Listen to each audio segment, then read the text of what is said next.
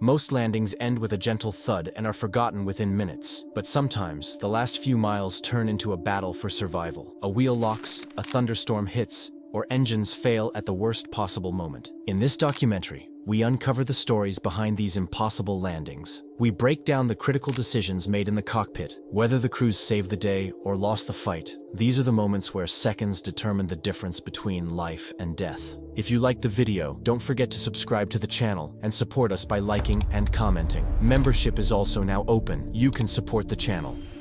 On 21 September 2005, JetBlue Flight 292 left California on a routine flight to New York JFK. The aircraft was an Airbus A320 with 146 people on board, climbing away from the San Fernando Valley on a clear afternoon. A few minutes after takeoff, a warning popped up in the cockpit. There was a problem with the nose landing gear. When the crew tried to retract it, it refused to move. The first officer kept flying while the captain opened the manuals and called JetBlue's maintenance control. The airplane headed toward the Long Beach area. Controllers cleared the flight to make a low pass over Long Beach Airport so people on the ground could look at the nose gear. As the jet flew past the tower, controllers, JetBlue personnel, and even a news helicopter all reported the same thing. The nose wheels were rotated about 90 degrees to the left, locked sideways in the well. Landing like that would mean the tires would shred instantly. The metal rims would scrape along the concrete, and there was a real risk of sparks and fire. The captain chose Los Angeles International Airport instead of Burbank or Long Beach. LA had much longer runways, more space, and a larger emergency response force. For more than 2 hours, the A320 flew holding patterns between Burbank and Los Angeles, burning off fuel because the type cannot dump it in flight. A lighter airplane meant lower landing speed, less stress on the damaged gear, and a smaller fire risk if something went wrong. In the cabin, the crew briefed passengers carefully and moved people into positions that would make an emergency evacuation easier. There was one detail unique to this flight: JetBlue's live satellite TV. Many passengers were able to watch news channels covering their own emergency in real time,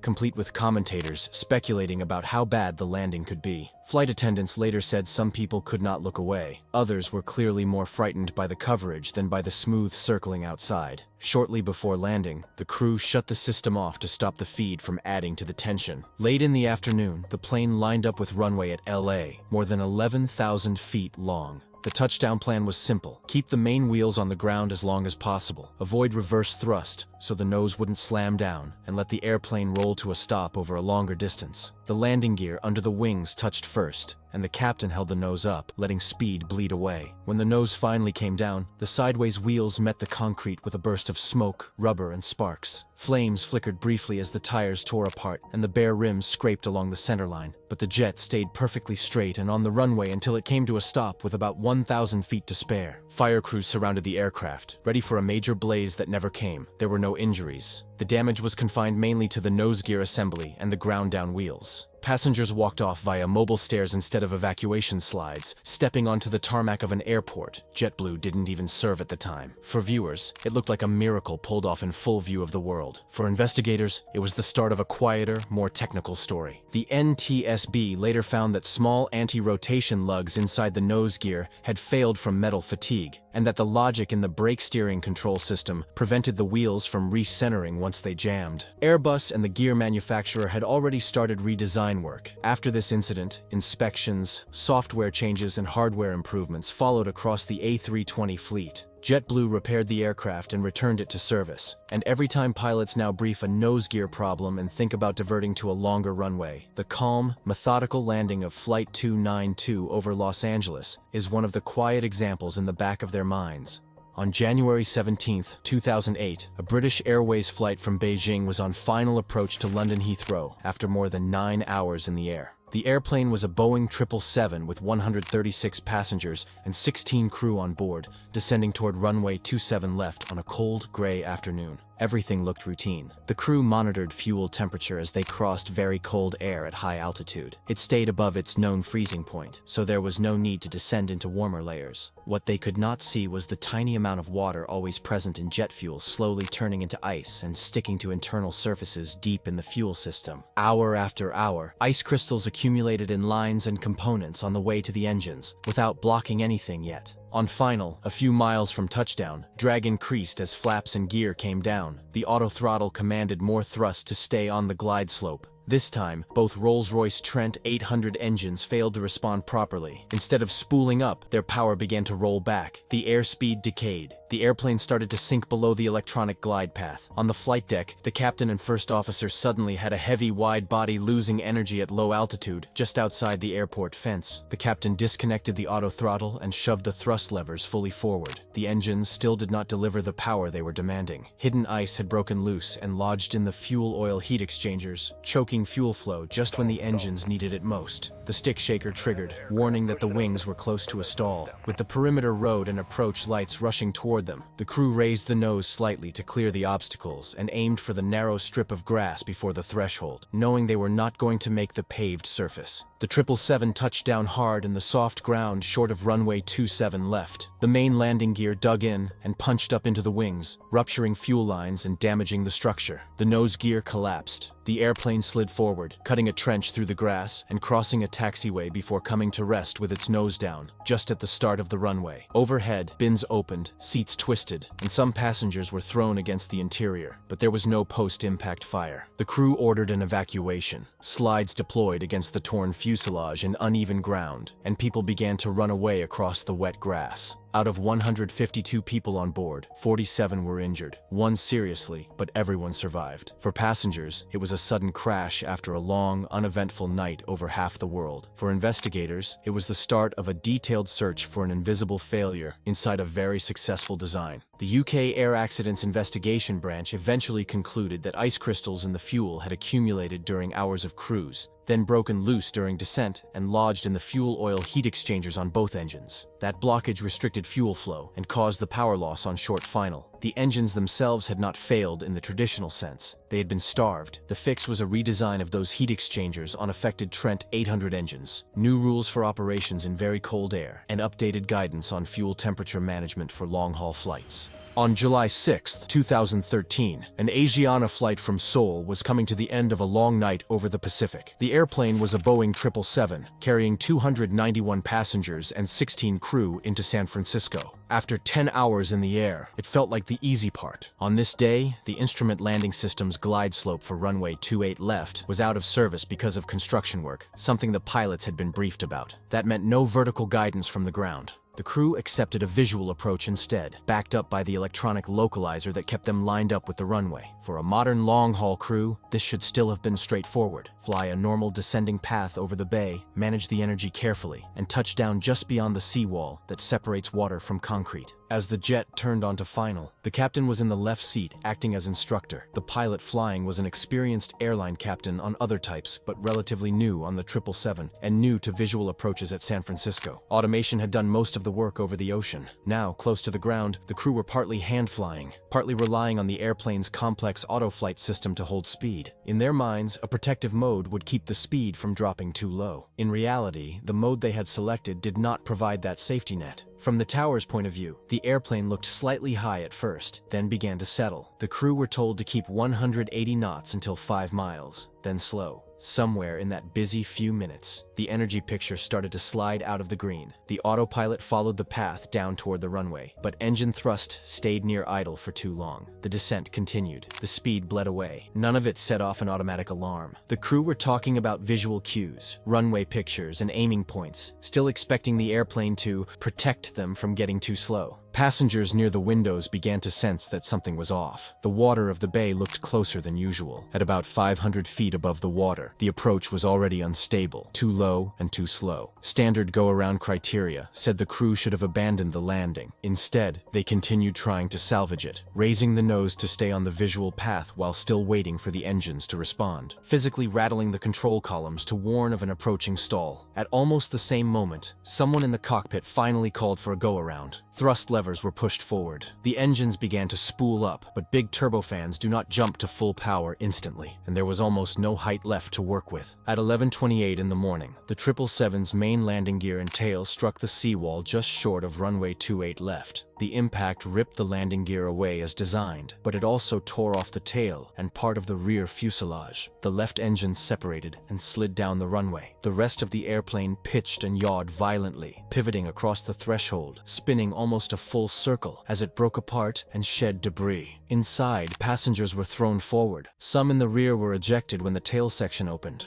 When the wreck finally came to rest, it sat twisted on the left side of the runway, nose pointing roughly back toward the bay, one engine missing, the other smoldering. For a brief moment, there was silence. Then smoke began to rise from the right side of the fuselage, as a fire fed by leaking oil and damaged components took hold. Cabin crew opened usable doors, some of them fighting evacuation slides that had deployed inside the cabin instead of outside. Others guided dazed passengers through gaps in the broken tail, or down slides that were already being licked by smoke. Out of 307 people on board, 3 passengers died, and 187 were injured, 49 of them seriously. Many survivors simply unbuckled, stood up, and walked out of a hull that, from the outside, looked almost unsurvivable. Fire crews reached the scene within minutes, beating back the flames from the cabin and putting out burning wreckage around the wings and tail. For the first time since it entered service in the 1990s, the Boeing 777 had suffered a fatal accident. The National Transportation Safety Board's investigation focused on more than just pilot error. It found that the crew mismanaged the final approach, allowed the airplane to get dangerously low and slow, and waited too long to call for a go-around. But it also pointed to deeper issues: confusion about how the automation behaved in certain modes, gaps in training for visual approaches in highly automated jets, and limitations in the company's procedures when a key piece of approach equipment, like the glide slope, was out of service on a bright, clear day.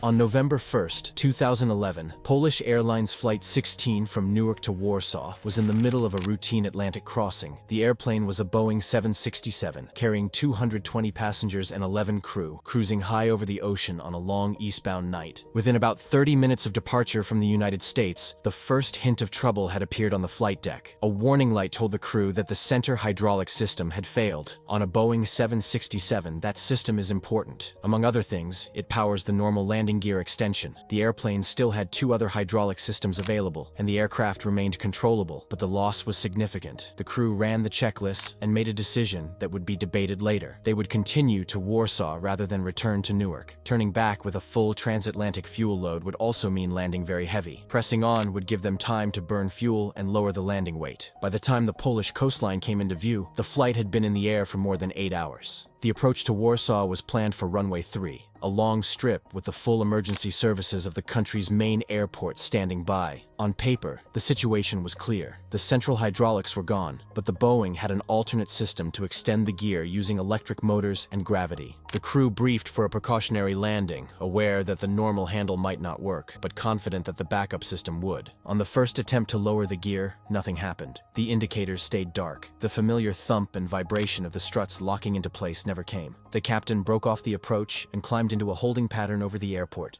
While they circled at low altitude, the crew tried the alternate extension procedure. Again, the landing gear stubbornly refused to move. The airplane was clean. No main gear, no nose gear, no reassuring green lights. In the control tower and the operations rooms on the ground, the tone changed from precaution to full emergency. Warsaw closed its runways to other traffic. Flights inbound from all over Europe were diverted, and the airspace above the city cleared. 2 Polish Air Force F-16s were scrambled to intercept the flight. Their job was simple and brutal: fly alongside the wide body and look. From their cockpits, the fighter pilots confirmed what the instruments already suggested. All 3 sets of landing gear were still tucked inside the fuselage and wings. Nothing was hanging even partially down. In the cabin, the mood gradually shifted as the reality filtered through the announcements. They were preparing for a landing with the gear still retracted. When the fuel load was finally low enough, the captain turned the jet onto final. From outside, the silhouette looked wrong. A wide body with its wings swept back, flaps and slats extended, but no wheels under the belly. Inside the cockpit, the crew flew as precisely as possible.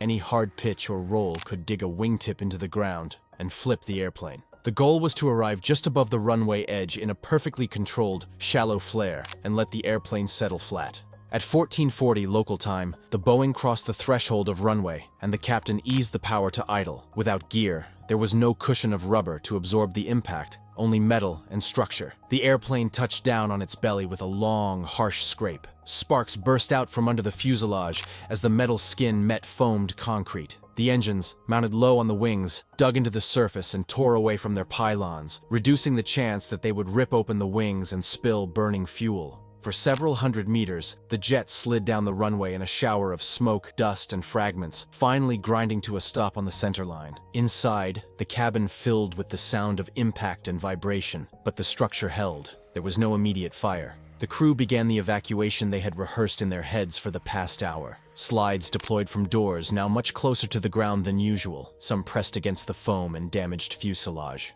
Passengers and crew moved away from the aircraft onto the runway, surrounded by emergency vehicles and floodlights. All 231 people on board escaped without serious injury. For a complete gear-up landing in a heavy wide body, it was as close to a textbook outcome as anyone could have hoped. Only after the Boeing was lifted off the runway did investigators see the full picture. Under the right main gear bay, they found a ruptured flexible hydraulic hose. That failure had drained the center hydraulic system early in the flight, making normal gear extension impossible. Deeper in the electronics bay, they also discovered a small but crucial detail, a circuit breaker labeled C829, which supplied power to several systems, including the alternate landing gear extension, was open. At some point before or during the flight, it had popped and was never reset, so the electrical backup the crew thought they were using simply did not have power. When that breaker was pushed back in on the ground and the alternate system was tried again, the landing gear came down normally. On December 8, 2005, a Southwest Airlines flight from Baltimore was descending toward Chicago Midway at the end of a long, messy winter day. The airplane was a Boeing 737, heading for a field that is famous among pilots for one thing: short runways surrounded by houses, streets, and traffic lights on all sides. Snow had been falling across Chicago. Plows had worked the pavement, but the air was still cold, the surface still slick, and visibility was down in blowing snow. The plan was simple on paper: land on runway, stop in about 6,500 feet, taxi off, and continue on toward the next leg to the west. But the wind that evening was coming from roughly the opposite direction. Instead of a steady headwind, the crew would have a tailwind on runway 31 center. The opposite runway, runway 13 center, pointed into the wind, yet the approach minimums for that direction were higher in the snow and low visibility. To keep things legal, the crew accepted a landing with a tailwind on the short runway, rather than circle and delay further. Midway is not a sprawling field with long overruns. The runways are hemmed in by neighborhoods that were there long before modern safety standards for extra stopping space. On this night, braking reports from earlier arrivals were mixed. Snow removal had been done, but the exact friction conditions were uncertain. The crew calculated their landing distance using the company's onboard performance computer. They came up with numbers that said the landing was possible, but the calculation assumed a quick use of reverse thrust after touchdown and did not include much extra margin for real-world delays. There was another twist. Southwest had only recently started using the automatic braking system on this type of aircraft. For the captain and first officer, this would be one of their first actual landings with the auto brake controlling the initial deceleration. The system itself worked as designed. The human side of managing it in bad weather on a short and slippery runway turned out to be much more complicated. After holding for weather and traffic, the flight was finally cleared to land. The airplane lined up with runway 31 and broke out of the snow near the ground. Touchdown itself was not the problem. The Boeing touched down in the proper zone, with roughly 4,500 feet of runway remaining. Under the real conditions that night, with the tailwind, aircraft weight, and reported braking action, investigators later calculated that the airplane actually needed closer to 5,300 feet to stop safely. From the first second of ground roll, the margins were thin. Inside the cockpit, the crew expected the auto brake to start doing its job. The system armed, the lights behaved as described, but the airplane did not seem to be slowing as quickly as they thought it would. At the same time, reverse thrust, the powerful backwards push from the engines that pilots normally select almost immediately after touchdown, was delayed. The captain and first officer were busy monitoring the auto brake status, checking indications, and talking about whether the system was working as planned.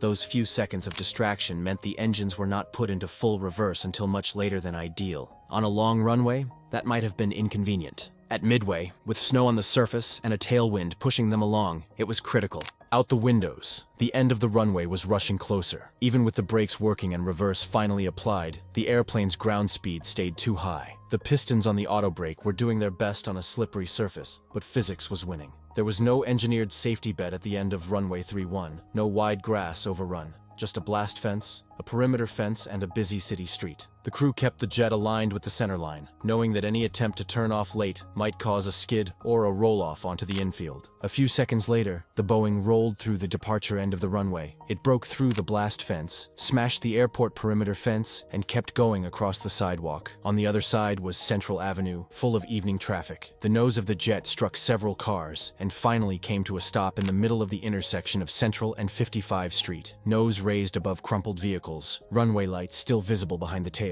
Inside the cabin, there was no major fire. Passengers felt the impact, saw the airport disappear behind them, and realized that the airplane had left the airfield completely. Cabin crew opened exits and began evacuating people onto the cold Chicago street, surrounded by emergency vehicles. On board, there were only minor injuries. On the ground, the story was different. One car carried a family. A 6-year-old boy riding in the back seat was killed, and several others in 2 vehicles were seriously hurt. For Southwest, it was the first fatal accident in the airline's history, and the victim was not even a passenger. The National Transportation Safety Board later concluded that the immediate cause of the accident was the crew's failure to use full reverse thrust promptly after touchdown, which would likely have allowed the airplane to stop on the runway even with the tailwind and poor braking. Contributing factors went far beyond the cockpit. Investigators criticized the airline's training on the new auto-brake system, the way the onboard performance computer handled tailwind assumptions and reverse thrust use, and the lack of an added safety margin in the landing distance calculations for contaminated runways. They also noted that Midway's short runways and the absence of modern arrestor beds at the time left very little room for error.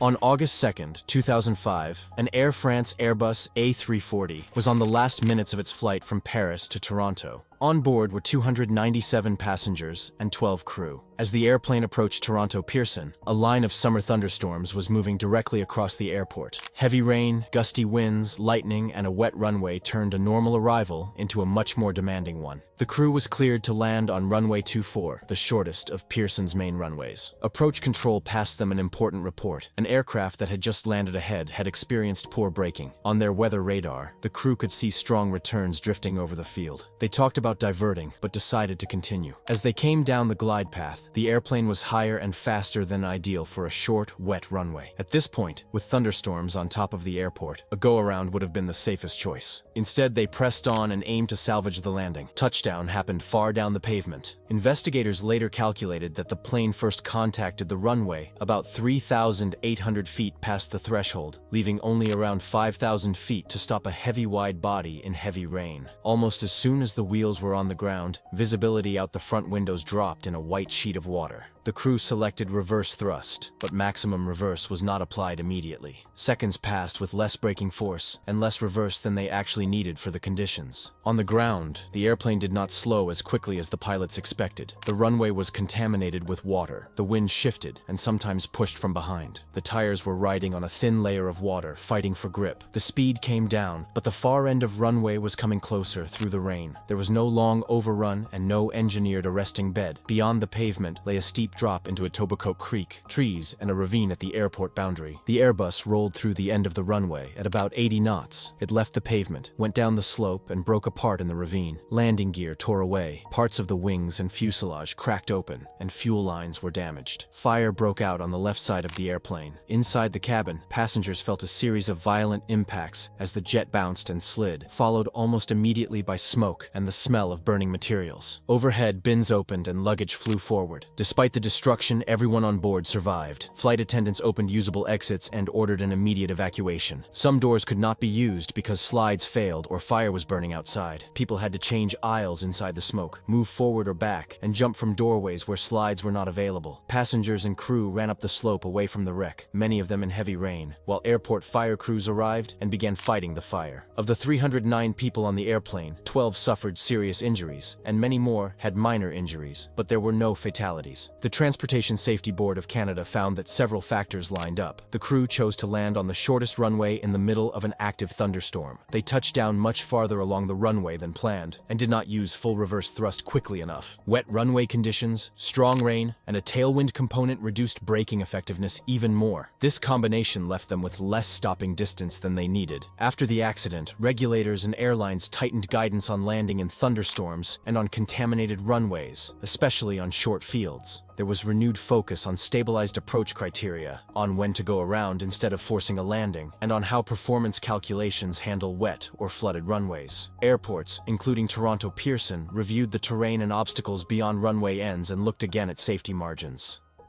On August 3, 2016, Emirates Flight 521, a Boeing 777 carrying 300 people, arrived in Dubai from India.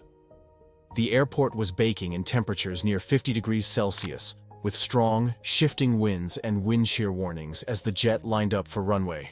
The approach appeared normal, but the crew battled changing airspeed and gusts. Floating over the hot runway, the aircraft missed the touchdown zone, finally making contact 1,100 meters beyond the threshold at a swift 162 knots. An automated long landing warning sounded. With little pavement left, the captain ordered a go-around, pressing the switch and raising the nose. Although the main wheels had briefly touched down, the aircraft lifted off again, climbing to 85 feet. The crew assumed the automation would apply full power. However, a critical detail was missed. Because the main gear had touched down, the automatic go-around thrust logic was inhibited. The engines remained at idle while the nose pitched up, causing airspeed to plummet. The jet began to sink. It wasn't until 12 seconds later that the pilots manually pushed the throttles forward.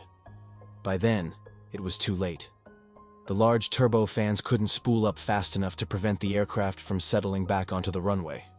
The plane struck the runway tail first with the gear partially retracted.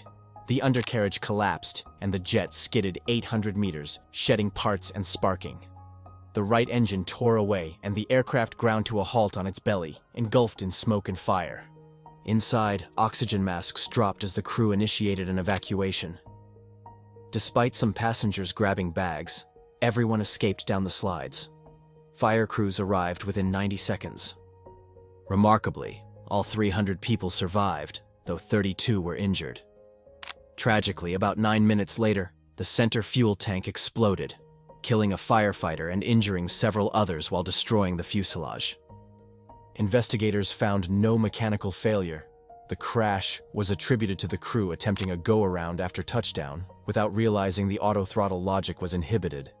The report highlighted an over-reliance on automation and a failure to monitor airspeed and engine thrust during the critical maneuver. On May 5, 2019, Aeroflot Flight 1492 took off from Moscow Sheremetyevo, bound for Murmansk in northern Russia.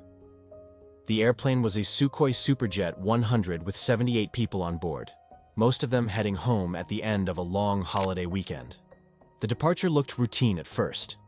Climbing through about 8,900 feet, the flight entered the edge of a storm cell and was hit by a lightning strike.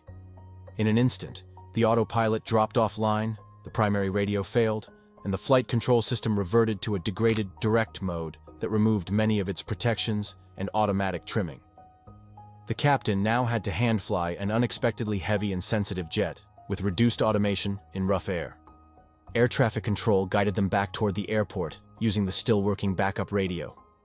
The Superjet leveled off and flew a holding pattern, while the crew prepared for an overweight landing in this degraded control mode. Flaps were set to a special configuration for the higher landing weight. Outside, the wind at Sheremetyevo was strong and gusty, with a crosswind component and reports of wind shear on final. As they lined up for runway, the onboard system generated repeated wind shear ahead warnings, the kind of alert that normally demands an immediate go-around. The crew continued the approach. On final, the speed crept above the planned value, and the airplane started to drift below the electronic glide path. The captain, flying manually in direct mode, made large side-stick inputs in pitch, trying to control both speed and descent rate at the same time. The engines were brought to idle for the flare at a higher than ideal speed. When the Superjet finally touched down, it did so hard and flat, with all 3 landing gear legs hitting the runway almost together, about 900 meters beyond the threshold, and at a speed of roughly 158 knots. The airplane bounced back into the air. In that moment, the captain advanced the thrust levers toward takeoff power and pulled the side stick fully aft, possibly trying to go around. But with the reverser doors in the process of closing, the engines could not immediately spool up to full thrust. The jet came back down a second time, hit hard again, bounced once more, and then slammed into the runway a third time at about 140 knots with a vertical impact of more than 5G. This last impact broke the landing gear, drove the struts up through the wing, and tore open fuel tanks.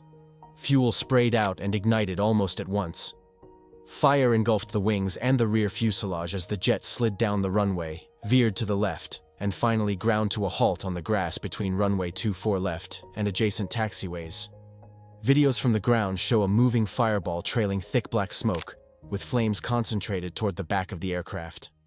In the cockpit, alarms warned of fire in the aft cargo hold and in the auxiliary power unit. Inside the cabin, the rear rows were hit hardest. Flames and heat quickly penetrated the back of the fuselage. Passengers near the tail had only seconds before their environment became unsurvivable. Those seated further forward felt the violent series of impacts and then saw orange light and smoke behind them. Flight attendants at the front opened the two forward doors, deployed the slides, and started pushing people out onto the wing route and the grass below. The first officer escaped through a cockpit window using an escape rope. Evacuation from the rear was quickly cut off by fire. Most survivors came out through the forward exits, some of them carrying bags despite shouted instructions to leave everything behind, a detail that later stirred controversy, even though investigators noted that many people in the tail section likely had no chance to move at all. In the end, 41 of the 78 people on board died, almost all of them in the rear half of the cabin. 37 survived, some with serious burns and injuries, many others in shock on the grass beside a burning airplane. Firefighters battled the blaze for around 45 minutes before it was fully extinguished. The investigation by the Interstate Aviation Committee and other agencies found no single design flaw that would, by itself, have made the Superjet unsafe to operate. Instead, they focused on how the flight was handled after the lightning strike. The airplane reverted to a direct control mode that removed normal protections and made pitch control more demanding. The crew did not request a wide diversion around the storm, continued an approach through wind shear warnings, and flew an unstable final with high speed and large control inputs. The sequence of hard touchdowns and attempted go-around from the runway led directly to the gear collapse, fuel spill, and fire. On November 23, 1996, Ethiopian Airlines Flight 961 left Addis Ababa for Nairobi on the first leg of a multi-stop route across Africa. The airplane was a Boeing 767 with 175 people on board. About 20 minutes after takeoff, 3 men stood up from their seats, pushed forward, and stormed the cockpit with an axe and a fire extinguisher taken from the galley area. They claimed to have a bomb. They told the pilots they were now in control and demanded something that made no sense to anyone with basic fuel knowledge. They wanted the 767 flown all the way to Australia without landing. The captain, Lula Bete, tried to explain that the airplane simply did not have enough fuel. This was a medium-range leg, not a long-haul flight. The tanks were nowhere near full. The hijackers accused him of lying and threatened to blow up the aircraft if he tried to land. At one point, they forced the first officer out of his seat and into the cabin, leaving the captain alone on the flight deck with one hijacker watching his every move. Every time he tried to contact air traffic control and ask for help, the hijacker ripped off his headset. As the flight headed south and then east over the Indian Ocean, fuel continued to burn away. The captain turned the airplane toward the Comoros Islands, hoping to reach the main airport on Grande Comore. He made repeated announcements to the cabin in English and Amharic, telling passengers that the airplane was running out of fuel and asking them to follow ditching instructions. The hijacker tried to silence him, but some of those warnings still got through.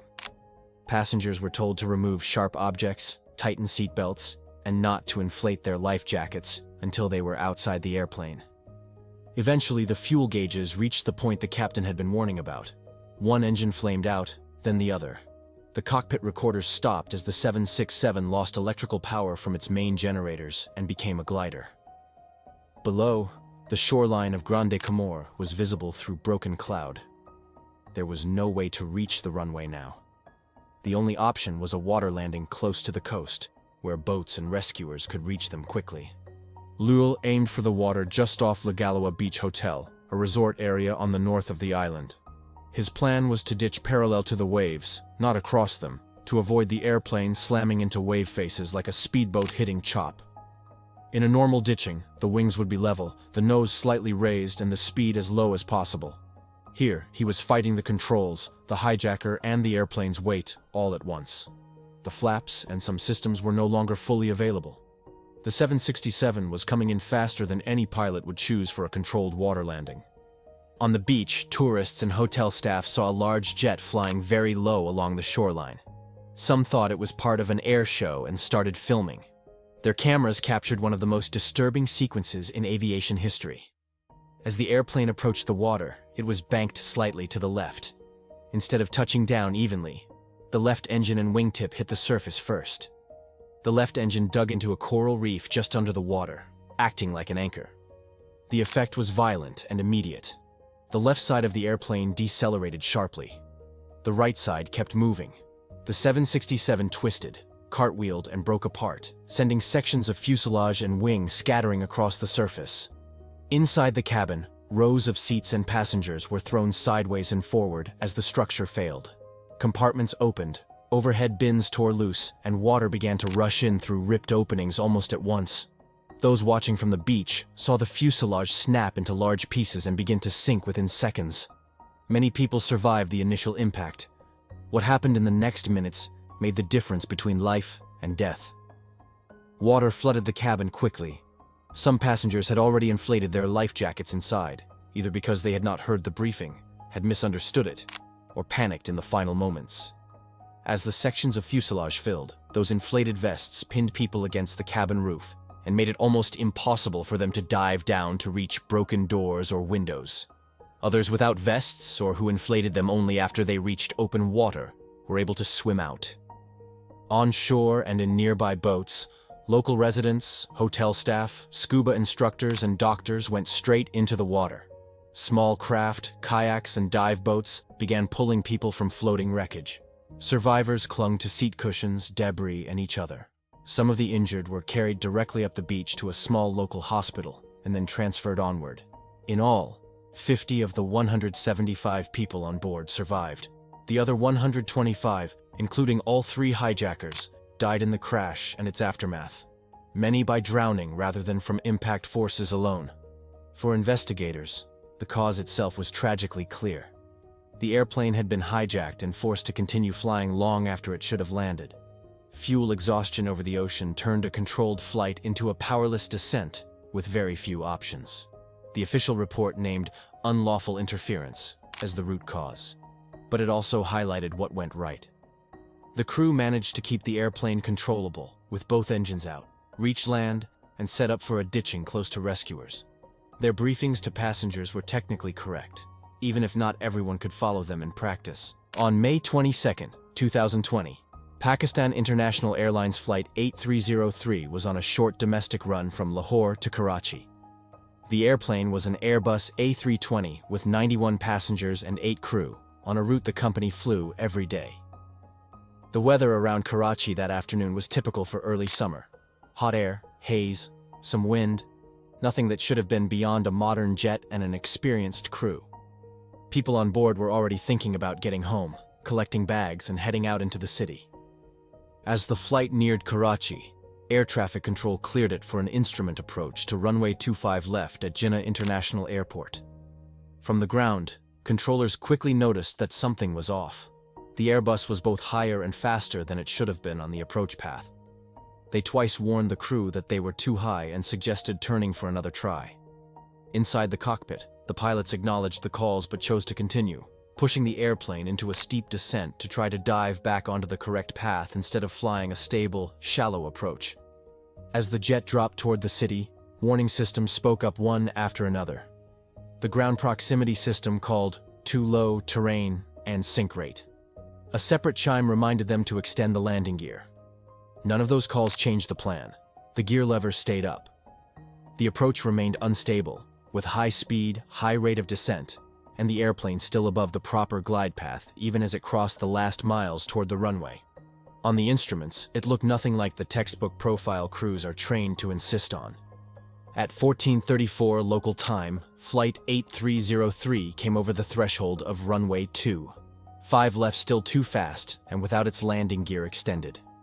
From the tower, the silhouette looked strange, a jet with its wings in landing configuration, but no wheels visible underneath. Seconds later, the airplane sank onto the concrete belly first. Both engines, slung low under the wings, slammed into the runway. Metal scrapes burned into the pavement along the center line where the engine nacelles had slid. Inside the cockpit, the pilots briefly applied brake pressure, even though the wheels were still tucked inside the fuselage and could not touch the ground. The contact with the runway badly damaged both engines. Fan blades, housings, and gearboxes took the hit that the landing gear should have absorbed. Vibrations spiked. At least one fire warning appeared, and systems began to fail, as generators and lines were torn. Instead of bringing the power back to idle and committing to stopping on the runway, the crew made an even more extraordinary decision. After about 18 seconds of sliding, they shoved the thrust levers forward and attempted a go-around. The Airbus clawed back into the air, now with engines that had been scraped along hundreds of meters of concrete. At first, it seemed to work. The airplane climbed away from the runway and circled back toward the city. In the radio calls that followed, the crew reported a dual engine failure and declared a mayday. They did not mention the gear-up touchdown on the first attempt. Down in the streets of Karachi's Model Colony neighborhood, people could hear the unusual sound of engines surging and coughing overhead as the Airbus struggled to hold altitude. The damaged power plants were still running, but oil and fuel systems had been torn open, and heat and friction were taking their toll. As Flight 8303 lined up for a second approach, both engines began to lose thrust for good. The airplane's speed decayed. Stall warnings sounded. The crew tried to turn back toward the runway, but the jet no longer had the power needed to stay in the air. Residents on the ground looked up to see a low, slow jet crossing just above the rooftops, wings rocking. A moment later, the Airbus clipped a cell tower and then plunged into a narrow street between concrete apartment blocks, about 1 kilometer short of the runway threshold. The impact shattered the airplane and ignited a fireball that raced through the wreckage and into nearby buildings. Thick black smoke rose over the neighborhood as burning fuel spread along the street. Many apartments were damaged or destroyed, cars were crushed, and residents ran for cover as debris rained down. Out of 99 people on board, 97 died. Remarkably, 2 passengers survived the crash and post-impact fire, pulled out of the wreckage by locals who reached the scene even before fire crews. On the ground, 1 person in the neighborhood was killed, and several others were injured. For Karachi, it was one of the worst air disasters in living memory, played out not behind the fences of an airport, but in the middle of a crowded residential district. Investigators from Pakistan's Aircraft Accident Investigation Board, with support from Airbus and international experts, pulled the flight data and cockpit voice recordings and began reconstructing the day. The picture that emerged was not of a hidden mechanical flaw, but of a chain of human decisions. The crew had continued an unstable approach despite clear warnings from both air traffic control and onboard systems. They had failed to extend the landing gear, ignored or misinterpreted gear and terrain alerts, then attempted a go-around after a gear-up touchdown had already severely damaged both engines. During the final minutes, communication and coordination in the cockpit broke down under stress. The final report named pilot error and breakdowns in cockpit resource management as the primary causes, with contributing factors in oversight and safety culture. Monitoring programs that should have flagged risky habits on earlier flights were weak. Standard operating procedures about stabilized approaches, go-around criteria, and the use of reverse thrust were not followed or enforced. Air traffic control procedures were also criticized for not pressing harder once it was obvious the approach was far outside normal limits. Most of the time, a landing is the part of the flight you forget. A few bumps, the whine of the spoilers, brakes coming on, and then you're thinking about baggage belts and taxis. In these stories, the last minute was the whole flight. A sideways nose gear turning a runway into a strip of grinding metal. A wide body falling short of the threshold because of ice you can't see. A jet that lifts off again with the wrong mode selected and comes back down in fire. An airliner that lands on water in front of beach tourists. Crews trying to keep control when the airplane is doing everything it can to leave the runway, or never reach it at all. Every one of these landings left scars on airports, on neighborhoods, on passengers and rescuers who still remember the sounds and the heat. but they also left pages and pages of hard lessons. Stronger rules on when to go around, better training for unstable approaches and go-arounds near the ground, changes to fuel systems, braking calculations, runway design, and evacuation procedures. The next time a jet skids, or lands long, or fights wind shear on short final, it is flying with those lessons already built into its checklists and wiring. So the next time your flight dips toward the runway and you feel that familiar tension in your stomach, remember this. Somewhere up front, a crew has drilled for days like these, and a whole industry has rewritten its rules because of nights like the ones you've just seen. If you want to keep exploring the stories that changed how we fly, you can stay with us. There are many more flights to land and many more questions to ask every time the wheels come down.